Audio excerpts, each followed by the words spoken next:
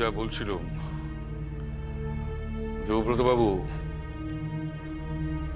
ফর্মটা পরের দিন দিয়ে যাবেন বলে 3 দিন কেটে গেল। আপনাকে বিশ্বাস করে ওরকম একটা ভাইটাল জিনিস আপনার হাতে দিলাম। দেখুন চৌধুরী মশাই, সব কথা বললে আপনি হয়তো বুঝতে পারবেন। সেদিন আপনি তো নিজের চোখে দেখলেন কি অবস্থায় মেয়েকে আমরা বাড়ি নিয়ে গেলুম। তারপর ওকে সুস্থ করতেই তো। দেখে আপনি ফর্ম খান আনছেন তো দেন, ওইটা লিগে আমাকে মেলা কাম আটকায় আছি। আমরা তো আমাকে টাকা দিয়ে দিছি, আমাকে দিক থেকে তো কোনো গন্ডগোল নাই। মানে আমার মেয়ে তো সই করেনি, তাই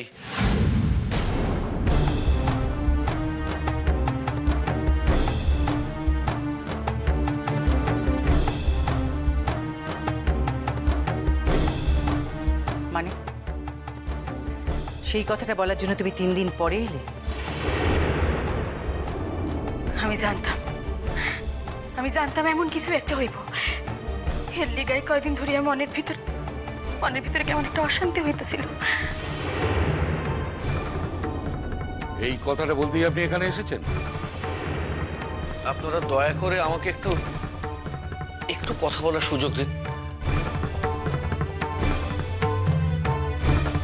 মূল কথা তো কইয়েই দিছে, নতুন কিছু তো আর কইবেন না। আপনার অন্য কথা শুনি আমরা কি করুম কর।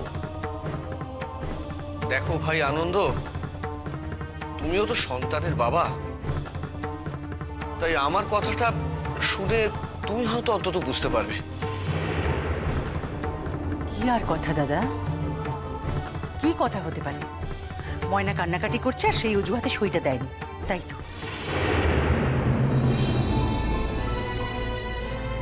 জয়া, হাজার হোক আমি তো মেয়ের বাবা,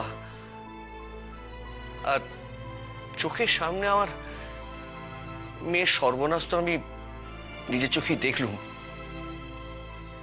মানছি সব দোষ আমার মেয়ের, কিন্তু আমি তো মেয়ের বাবা, তাই আমার মেয়ের ওই বুক ফাটা কান্না, তার একটাই মিনতি যে বাবা গো, তুমি অন্তত তাদের গিয়ে এই কথাটা বলো যে তারা তো তাদের ছেলের বিয়ে দিয়ে দিচ্ছে, আমি তো আর সতীন হয়ে ও বাড়ি গিয়ে থাকতে পারবো না। তিনি ভালো থাকুন, সুখে থাকুন, ঈশ্বরের কাছে এই কামনাই করি। আমি অন্তত সারা জীবন তাকে স্বামী বলেই মেনে নেব, কারণ ধর্মসাক্ষী করে বিয়ে করেছি তো, তাই।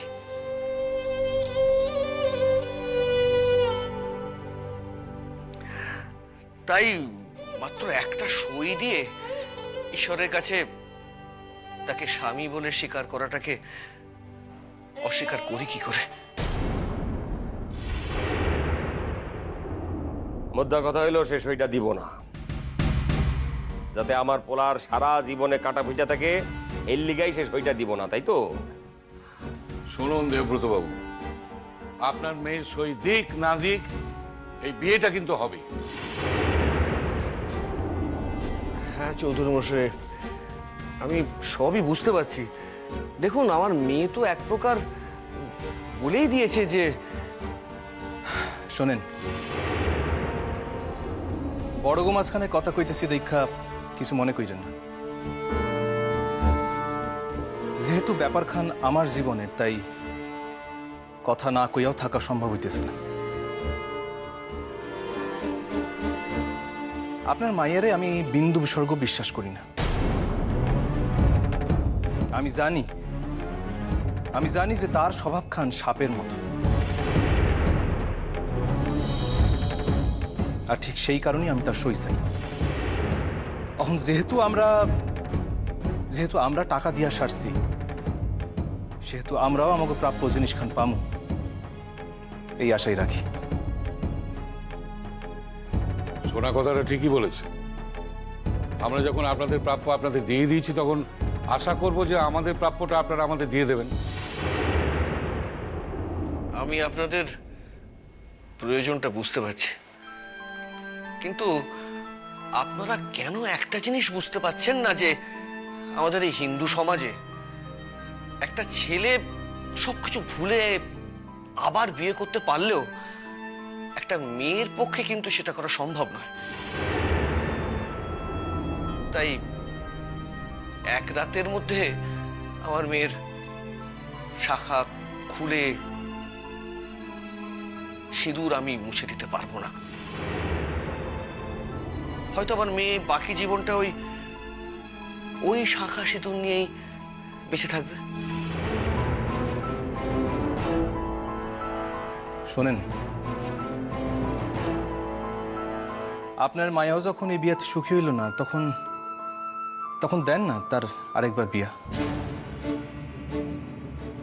তার তখনও বয়স অল্প, হয়তো দ্বিতীয়বার বিয়াতে সে সুখী হইব। তয় সে আমার চিহ্নটুক লইয়া সারা জীবন কাটাইলেও আমি যে কোনো প্রকারই কোনো দিন তার লগে কোনো যোগাযোগ রাখতে পারুম না, এমনকি রাস্তায় দেখা হইলে তার লগে কথা পর্যন্ত কমু না, চিনতেও পারুম না। ইয়া যাই না রেখা ভালো। একদম ঠিক দাদা। সোনা যখন আবার নতুন করে জীবন শুরু করছি, তখন পুরনো কোনো সম্পর্ক বা কোনো কিছুর সাথে যোগাযোগ থাক আমরা চাই না। আমরা কিন্তু আসল কথা থেকে দূরে সরে যাইতেছি দিদি। আমি সরি নাই মা, তার লিগে কইতেছি আপনার মাইয়ার সইটুক যত তাড়াতাড়ি সম্ভব আমাকে আইনা দিতে হইব। দেখো বাবা, আমার মেয়ে যত খারাপ হোক, যত পাজি হোক, সে তো আমার মেয়ে। তাই বাবা হয়ে আমি তাকে এই কথাটা বলতে পারবো না। তাতে যদি তোমাদের টাকা আমাকে ফেরত দিতে হয়, তাতে আমি রাজি। আপনি রাজি হইলেও আমি কিন্তু রাজি না। যদি মিউচুয়ালি ব্যাপারখানের ফয়সালা না হয়, তাহলে আমি কিন্তু আইনের পথে যাব।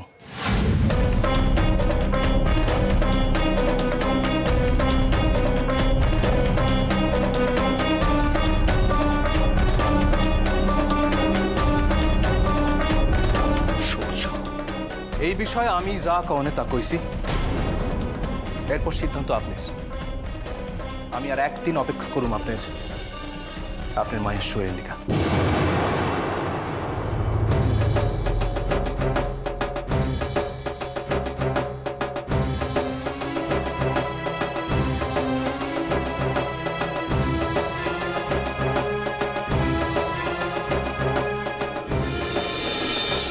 দেবব্রতবাবু, শোনা যা বললো আমাদের সবারই তাই মত। আমরা ওর বিবাহিত জীবনে কোনো কাঁটা রাখতে চাই না। যে মেয়েটা আসছে তাকে কোনো ঝামেলায় জড়িয়ে ফেলতে চাই না।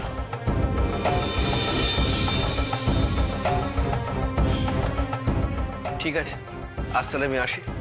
শোনেন, আমরা আপনার সিদ্ধান্তের অপেক্ষায় রইলাম। তবে দাদা, ওই একটা দিনই কিন্তু কথাটা মনে রেখো।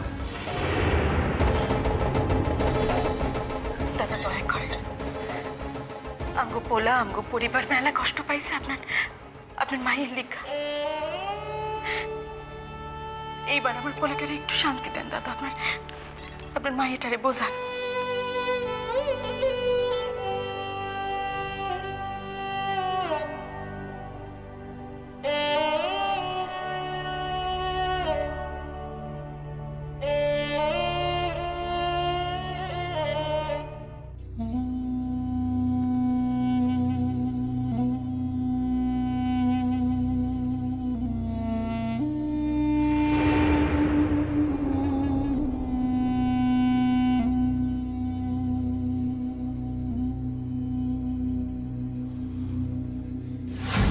এই যে বই আইসো, এত দেরি করলা?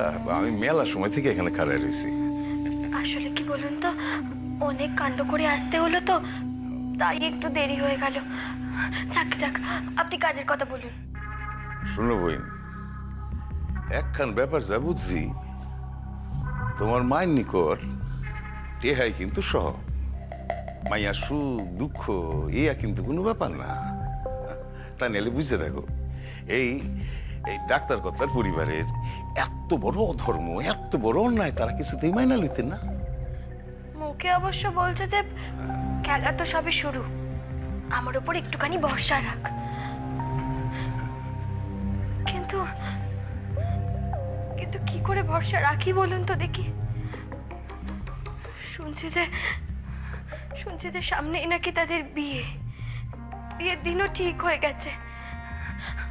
আচ্ছা আপনি বলুন, এখন যদি বিয়ে কানা হয়ে যায় তাহলে আর ভরসা রেখে আমি কি করব? শোনো বোন, একখান কথা তোমারে কই, তোমার মায় না তোমার স্তোক দিতেছে, যাতে এই আগের থেকে লম্প কইরা এখন শাদি খান তুমি বন্ধ করতে না পারো, এর লিগা তোমার স্তোক বাক্য শুনাইতেছে। টেহা পাইছেন না টেহা? তা তুমি কি ভাবছো এই টেহা থেকে এক কানা করিও তোমারে দিব? এক কানা করিও দিব না। সেটা কি আর আমি জানি না? সেটা আমার থেকে ভালো আর কেউ জানে? তাহলে বুঝতে দেখো বইন, এই এই ডাক্তার কর্তার পরিবার হেরাও তো বুঝতে পেলাইছি যে তোমার মায়েরে টাকা দিলি তার মুখ বন্ধ। হ্যাঁ, এরপর আবার কিছু ঝামেলা পাকিব, তোমার মায়েরে আরো কিছু টাকা দিয়ে দিব, আবার তার মুখ বন্ধ। তাইলে বইন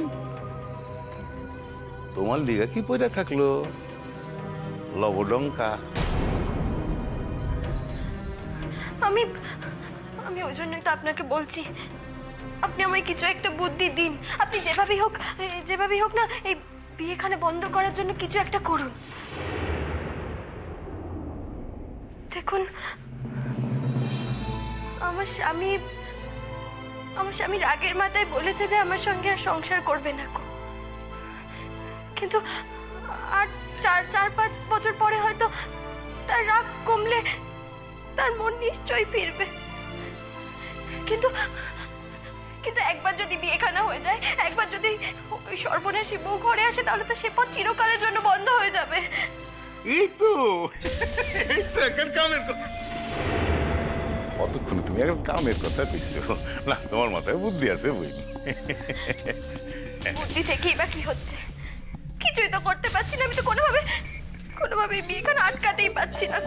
শোনো বই, আমি এখন তোমারে কি কই, এই কথা খান মন দিয়া শোনো। দেখো বই, তোমার স্বামীরে যেমন আমার স্ত্রী কায়রা লইতেছে, আমি কিন্তু মনে করি আমার স্ত্রীরও কায়রা নিছে তোমার স্বামী। হোক না কেন সে তালাক দেওয়া স্ত্রী, তো স্ত্রী তো এমনও তো হইতে পারত তালাক উঠাইয়া ফের আমরা সংসার করতে পারতাম। আর সেই কথাই যদি কও, তাইলে তো আমি কমু, দেখো তোমার স্বামী তারে নষ্ট করছিল, দেখাই তো তারে শাস্তি দেওয়ার লিগা আমি তার তালাক দিছিলাম। যাক, এখন তাদের বিয়েটা কি করে আটকাবো আপনি সে কথা বলুন তো দেখি। শুনছি তো তাদের নাকি খুব কটা করে বিয়ে হচ্ছে। দেখো বই, আমার স্ত্রীর উপর তোমার যেমন রাগের অন্ত নাই, তোমার স্বামীর উপরও কিন্তু আমার রাগের অন্ত নাই। আমিও মনে প্রাণে চাই তাদের এই বিয়াখান ভাঙুক। ডাক্তার কর্তার পরিবার লজ্জায় অপমানে একসা হোক। তো এই কাম কিন্তু আমার একার দ্বারা সম্ভব নয় বই। আমি আপনার সঙ্গে আছি, আপনি শুধু বলুন যে কি করতে হবে ওদের বিয়েটা ভাঙার জন্য। তো তোমার ছাড়া কিন্তু এই কামে আমি আগাইতে পারুম না বই। তো তোমারে আমি যা কমু, তোমারে কিন্তু তাই করতে হইব। আমি তো আপনাকে বলছি যে আপনি আমাকে যা বলবেন আমি তাই করব। আমাকে কি করতে হবে সেটা আপনি আমাকে বলুন তো। ভালো করে ভাইবা দেখো বইন, এই কামে কিন্তু একবার গাইলে আর কিন্তু ফেরনের পথ নাই কয়ে দিলাম। আচ্ছা আচ্ছা, আমি আপনাকে কি করে বোঝালে আপনি বুঝবেন যে আমি আমি ঠিক আছে ঠিক আছে, বুঝছি বুঝছি। শোনো বইন, আমাগো একের পর এক পদ্ধতি লইতে হইব। প্রথমখানে যদি সফল না হই তাইলে আর এক খান, তারপর আর এক খান, কিন্তু সবটাতে কিন্তু তোমারে আমার লাগবো। আমি সবটাতেই থাকবো।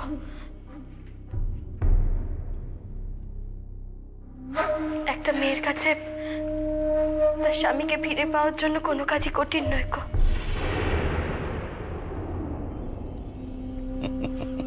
ঠিক আছে, তাইলে তুমি শোনো, তোমার প্রথম কাম হইব এগো বিয়ার দিন তোমার ওই বিয়ের আসরে উপস্থিত হইতে হইব। বিয়ের বিয়ের আসরে? না না না, তারা তো আমাকে তাড়িয়ে দেবে সেখান থেকে। আমি তারাইয়া দিব, আরে বুইন, যাতে তারাইয়া না দিতে পারে এইভাবেই যাইতে হইব। কিন্তু কিন্তু কিন্তু কি করে সেটা সম্ভব? কথাখান একটু গোপন তো, জোরে কম যাইব না, একটু নিকটে এসো। কি কথা বলুন তো?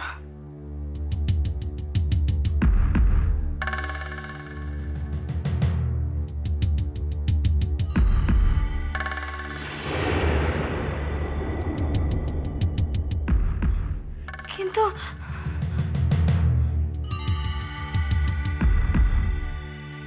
এটা এটা তো মিথ্যে। যদি প্রমাণ হয় যে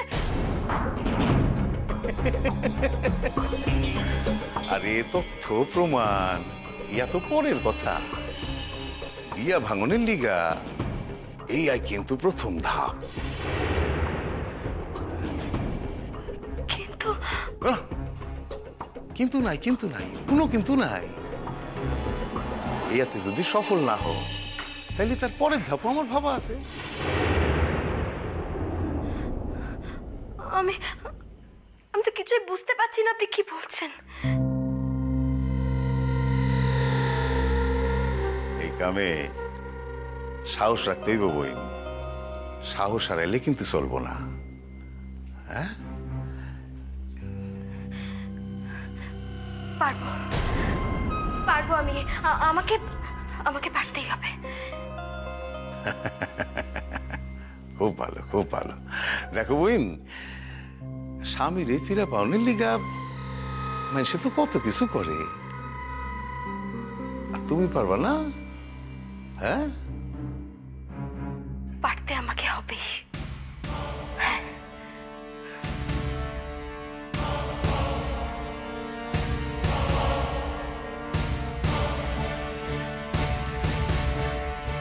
আপনি আমার উপর ভরসা রাখতে পারেন।